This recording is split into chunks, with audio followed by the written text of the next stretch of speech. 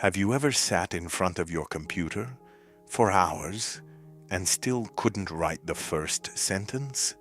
Instead, you clean your room, you organize your desk, you answer emails that suddenly feel urgent. Maybe you even convince yourself that watching just one more productivity video counts as working. Anything except the one task that actually matters. And eventually, you tell yourself the same painful story. Maybe I'm just lazy. But here's the thing. What if laziness isn't the real problem? What if the thing holding you back looks like a strength, sounds like a virtue, and is even praised by other people? Perfectionism. Most people think perfectionism means having high standards. It doesn't. At its worst, it's fear wearing a beautiful disguise. Today, I want to tell you a story about a young mapmaker who almost destroyed his own future, not because he wasn't talented, but because he wanted everything to be perfect. And by the end of this story, you may recognize someone far more important than Nicholas. You may recognize yourself. In a quiet valley town, everyone knew Nicholas, not because he was friendly, not because he was wealthy, but because he was the finest mapmaker anyone had ever seen. His lines were unbelievably precise. His handwriting looked almost printed. Even the blue ink he mixed himself seemed to glow under the sunlight. Customers loved his work. Travelers trusted it. And Nicholas loved hearing their praise. He believed one thing with absolute certainty.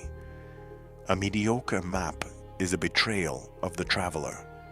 Every line must be flawless. At first, that belief made him exceptional. Then one morning, everything changed. The lord of the town arrived at his workshop. Without saying much, he placed an extraordinary sheet of golden parchment on the table. It was rare, expensive, and impossible to replace. I need a royal trade map. It must cross the Black Forest and the Mist Valley. You have 30 days. Then the Lord looked directly into Nicholas's eyes. If you fail to deliver, you'll lose this workshop. Silence. Nicholas slowly picked up the parchment. His heart began to race. This wasn't just another commission. It was the opportunity of a lifetime. But it also felt like something else. A test. One mistake could ruin everything. So instead of thinking about drawing the map, he started imagining perfection. Golden outlines around every mountain. Beautiful color gradients flowing through every river. Elegant lettering with perfect spacing. Every detail had to be worthy of history. He wasn't planning a map anymore. He was trying to create perfection. And without realizing it, the work hadn't even started. Yet the pressure had already become overwhelming. Quick question. When something really matters to you, what happens first? Do you jump in and begin? Or do you spend hours imagining how amazing it has to be? Because that tiny difference changes the rest of the story. 10 days passed. The parchment was still completely blank. Not because Nicholas wasn't working. He was. In fact, he had already filled dozens of practice pages, then ripped every single one apart. One crooked line, gone. One imperfect angle, gone. One tiny mistake, and the entire page ended up in the fireplace. Every draft died before it ever had the chance to live. And slowly, something strange happened. The blank parchment became terrifying. Every time Nicholas sat down, his mind whispered the same questions. What if I ruin the first stroke? What if the ink spreads? What if this isn't good enough? Sound familiar? So instead of starting, he decided he needed better preparation. He spent 2 full days searching the mountains for the purest spring water, because surely better ink would solve the problem. Then he spent 3 more days wandering the market, looking for finer brushes, because obviously the brush was the issue. Funny how procrastination always finds a way to sound productive. When he wasn't shopping, he cleaned his workshop, every shelf, every drawer, every corner. Everything became spotless. Everything, except the one thing that actually mattered. On his desk, there was also a letter from his sister, Clara. She had mailed it weeks ago. Nicholas picked it up, looked at it, then quietly pushed it into a drawer. I'll read it after I finish the map. Except the map still hadn't begun. By the 15th day, the Lord's servant arrived. "How is the royal map coming along?" Nicholas forced a smile. "I'm working on the most important section." It was a lie. The servant nodded and left. The moment the door closed, the room became painfully quiet. Shame rushed in, then fear, then guilt. The emotions became so overwhelming that Nicholas stopped entering the workshop altogether. Some days, he stayed in bed until afternoon. Other days, he disappeared into the tavern, trying to drown the anxiety with another drink. Anything except facing that perfectly blank sheet of parchment. Here's what most people never realize.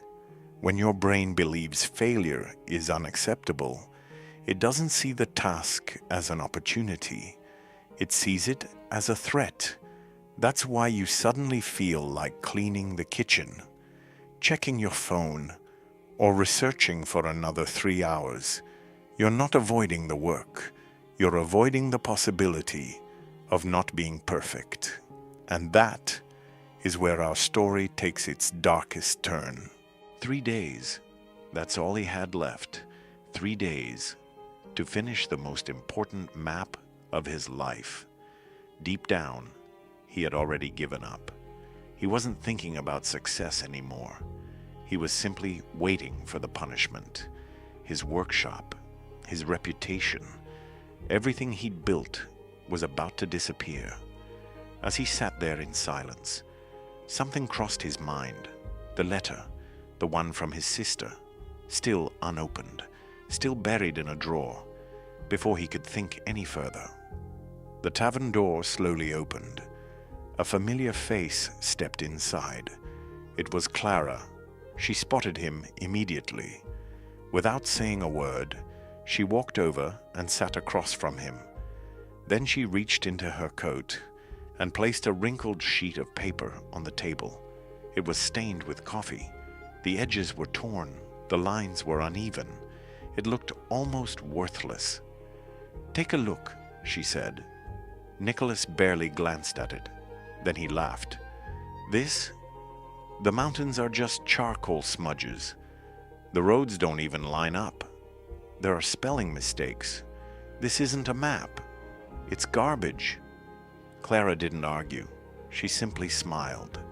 Then she quietly said, "Yesterday morning, a merchant caravan walked safely out of the Black Forest."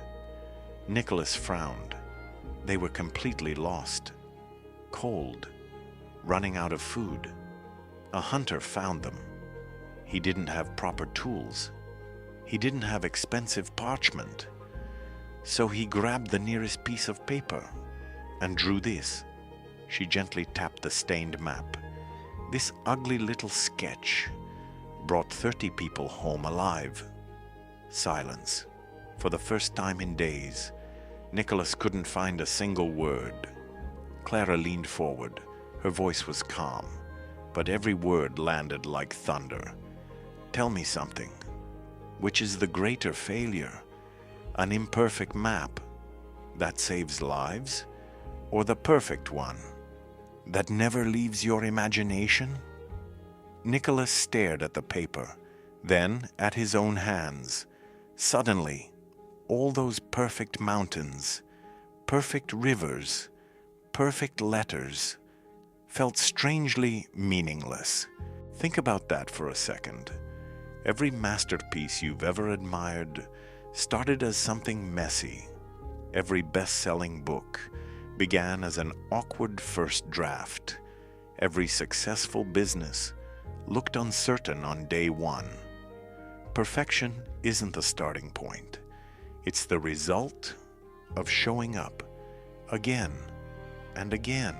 Nicholas didn't reach for the golden parchment, not this time. Instead, he grabbed the cheapest scrap paper he could find. He looked at it, took a deep breath, and whispered, 15 minutes. That's all.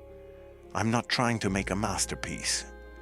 I'm just making the ugliest map I possibly can. It sounded ridiculous, but somehow it made starting possible. He picked up the pen. His hand was still shaking. The first line wasn't straight. He kept going. The river curved too sharply. He kept going. The handwriting looked uneven. He kept going. Something unexpected happened. The fear began to disappear. Not because he suddenly became more talented, because he had finally given himself permission to be imperfect. The pen moved faster. Ideas came naturally. For the first time in weeks, he wasn't trying to impress anyone. He was simply drawing. That night, he finished the rough sketch.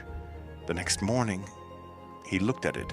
Immediately, that familiar voice returned. It's terrible. You should throw it away. You can do better. His fingers gripped the edge of the paper. Just one pull, and it would disappear. Then he stopped. He smiled. No, this isn't the destination. It's the path. Instead of destroying it, he used it. Line by line, he transferred the drawing onto the golden parchment. This time, he wasn't chasing perfection. He was chasing clarity. The final map wasn't flawless. Some lines were slightly uneven. Some decorations were simpler than he had imagined. But every road was clear. Every river was accurate. Every campsite could be found. It wasn't perfect. It was useful. And sometimes, that's far more valuable. 30 days later, Nicholas handed the finished map to the Lord. The Lord studied it quietly, then smiled. It will serve the travelers well. That was enough. Nicholas kept his workshop. But more importantly, he had escaped a prison built entirely inside his own mind. Nicholas's story ended long ago, but the prison he escaped still traps millions of people today. Maybe it's the book you've been meaning to write, the business you've wanted to start, the video you've been afraid to publish, or simply the conversation you've been avoiding. Most of us don't fail because we lack talent. We fail because we're waiting to become fearless. But fear rarely disappears before action. It disappears because of action. Here's the lesson. An imperfect action will always beat a perfect intention. A messy first draft can be edited. A rough idea can be improved. A published project can grow. But a perfect idea that never leaves your head changes nothing. Remember this. The true judge of your work isn't the harsh voice inside your mind. It's whether your work helps someone else. A map doesn't need to be perfect. It needs to help people find their way. And maybe that's true for your work too. So today, I want to leave you with a simple challenge. First, give yourself permission to create something terrible. Not forever, just for today. Second, set a timer for 15 minutes.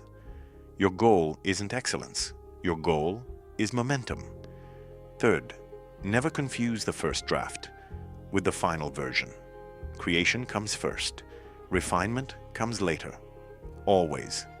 Because every expert you've ever admired once stared at a blank page just like you. The only difference is that they made the first imperfect line. And maybe that's exactly where your future begins. If this story changed the way you think about procrastination, consider leaving a like, subscribe if you'd like more stories that help you understand yourself, one lesson at a time. And if there's one task you've been putting off, don't wait for the perfect moment. Start today, even if it's messy, especially if it's messy. Thanks for watching. I'll see you in the next story.